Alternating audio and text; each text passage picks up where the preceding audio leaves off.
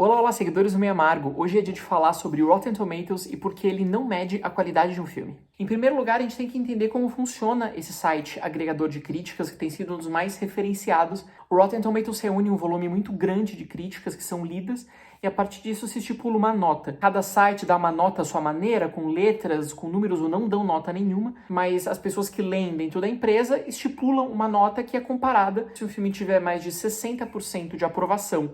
Ele é considerado fresh, fresco, ou seja, positivo.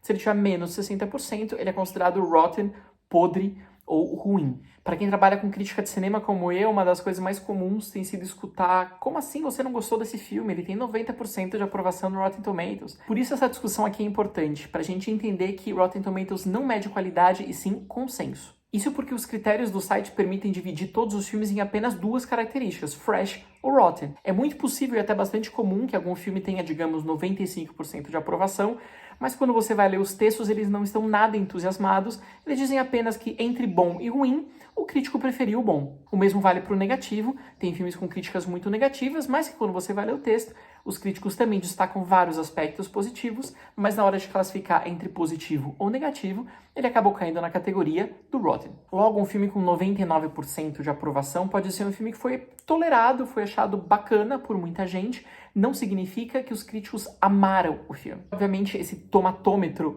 estipulado pelo site não tem a capacidade de pegar nuances, e é aí que se perde a crítica. Um filme pro qual eu posso dar uma nota apenas razoável pode ter muita coisa boa ali dentro, enquanto algum filme cheio de qualidades pode ser bem feito, polido, elegante, mas não ser nada instigante. A gente poderia dizer então que o problema vem dos leitores, que percebem esse site de uma maneira errada, equivocada, mas na verdade é claro que o próprio site faz questão de que essas notas numéricas sejam percebidas como um sinônimo de qualidade e objetivo porque numérico. Por exemplo, o Rotten Tomatoes faz várias listas de melhores filmes do ano, ou de melhores filmes de algum diretor, melhores filmes de alguma temática ou algum gênero, baseados no número no tomatômetro. Eles inclusive estipularam um selo de qualidade, que é o Certified Fresh, e isso seria uma prova da qualidade do filme. Tem vários problemas dentro dessa percepção de qualidade, e é isso que a gente tem que destacar aqui. Em primeiro lugar, o grupo de críticas selecionadas. Por se tratar de um site em língua inglesa, ele é muito voltado para as críticas dos Estados Unidos, isso não é uma surpresa, mas isso também significa que filmes de outros países que estão todos lá ranqueados, do Brasil, da França, da Espanha, da Coreia, onde seja,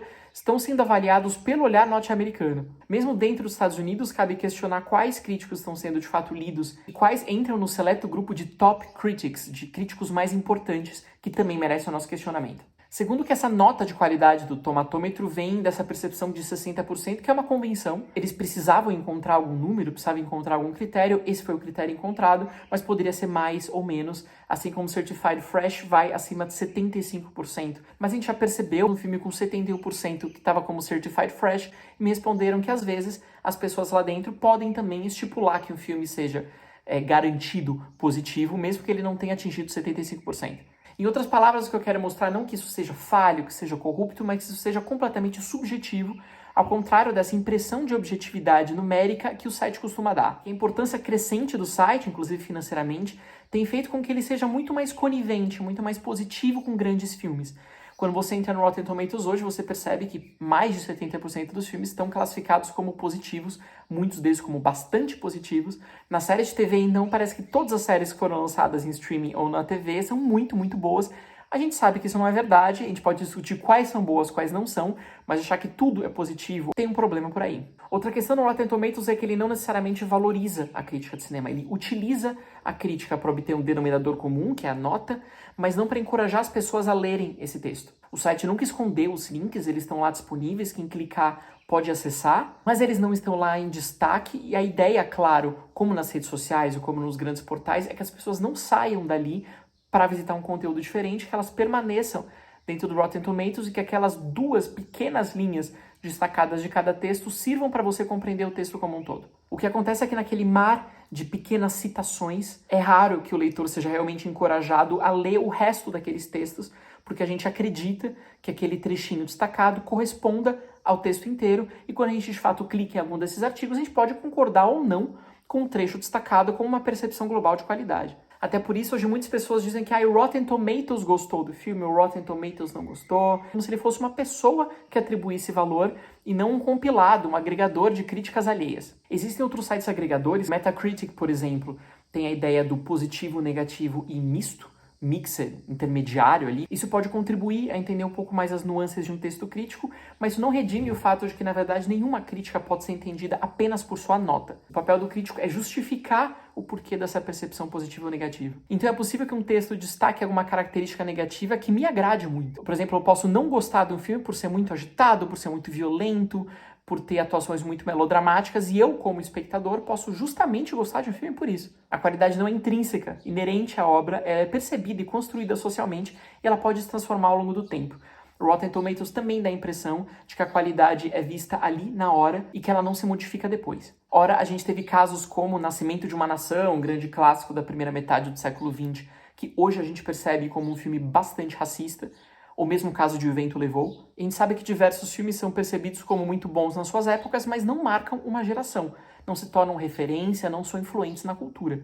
Rotten Tomatoes, como ele pega muito as críticas do momento, ele dá a radiografia de um tempo muito preciso, sem conseguir avaliar o impacto que uma obra vai surtir numa filmografia ou na percepção das pessoas a longo prazo. Se a gente for julgar apenas as notas críticas do Rotten Tomatoes, a gente diria, por exemplo, que Paddington 2 é um filme muito melhor do que Sangue Negro, por exemplo, ou que Exterminador do Futuro é superior a Acossado, a Cidadão Kane, a Gritos e Sussurros e tantos outros. Alguns dos melhores filmes que a gente percebe hoje como marcantes e importantes na história do cinema foram controversos nas suas épocas. E óbvio que no caso de um filme controverso que não agrada a todo mundo, que são geralmente os mais ousados, que propõem alguma coisa nova, uma nota não seria totalmente positiva. O cinema vai muito além da percepção de positivo ou negativo, ele tem que ser interpretado pela quantidade de pessoas que veem o filme, está ligado ao acesso ao filme, que não é igualitário. Um blockbuster é visto por muito mais pessoas do que um filme pequeno, de pequeno orçamento, independente. Ele está ligado a pressões de marketing, do mercado, de prêmios, e nada disso é algo que um agregador numérico como Rotten Tomatoes possa levar em consideração. Alguns diretores já atacaram de maneira muito frontal Rotten Tomatoes. Martin Scorsese chegou a escrever um artigo muito longo explicando por que Rotten Tomatoes está muito mais ligado ao mercado e à indústria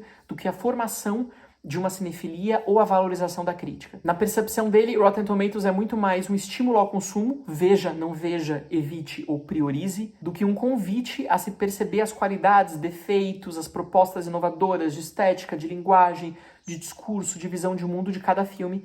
Ele não iria tão longe a ponto de dispensar ou de atacar Rotten Tomatoes. Ele tem uma função, entre outras, de mostrar que existe um grande coletivo de críticos produzindo textos diferentes, e que a ideia de colocar todas essas obras reunidas lado a lado é muito positiva. O problema é essa tendência crescente a desvalorizar a complexidade de um filme, da discussão de filmes, em prol de uma percepção muito clássica do bom ou do ruim. Para quem realmente quer participar de debates, reflexões, eu convido de fato que leiam as críticas. De todos os críticos, a gente tem grandes pessoas escrevendo hoje, especialmente no Brasil. É essencial a gente valorizar tantos textos, grandes escritores, grandes críticos, novos ou de uma geração anterior, que escrevam em jornais ou online, homens e mulheres, negros e brancos, do Sudeste, do Nordeste, do Norte, etc. A gente tem uma pluralidade de pontos de vista e de aspectos que são valorizados por um ou por outro, e é aí que entra o papel da crítica. Essa crítica dica, essa crítica veja, não perca seu tempo, corra para ver, é provavelmente uma das coisas menos interessantes que a gente tem hoje, porque o nosso papel, a meu ver, não é de apenas corroborar ou jogar com o mercado. Nossa interlocução deveria ser diretamente com o leitor, com o público, não com o diretor, não com os atores e não com as ferramentas que medem bilheteria. É isso, eu fico por aqui hoje. Se você concorda, discorda, deixe seu comentário aqui, vamos discutir. Em especial, curta, compartilhe esse vídeo, siga o canal, ative as notificações para não perder nenhum vídeo novo e até os próximos vídeos e próximos textos no meiamargo.com. Tchau, tchau.